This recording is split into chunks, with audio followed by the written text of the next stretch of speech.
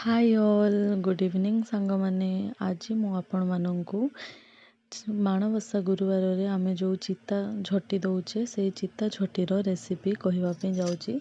देखंतु सांगमाने मु 4 रु 5 घंटा चावल को बतरे देइची आ भल भाबरे धोइकी एटा ग्राइंडिंग करिया पे रेडी करूची। मु भल भाबरे धोइकी मु ग्राइंडिंग पे पकोची। सांगमाने देखंतु ग्राइंडिंग पे आमर रेडी हो जाए। अल्प टिके पानी खाली मु मिसौची, पानी बेसी मिसेबिनी, मिसेले खराब हो जिवो।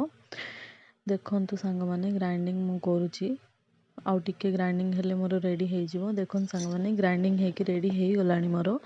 एबे मु गोटे छटिया गिना रे सेथिरे तुळा पकेची। मु तुळा रे झटी दिए तो सेथि पई देखंतु सांग माने ग्राइंडिंग हेकी मोर चित्ता झटी पई रेडी हो जाइची सामग्रीटा।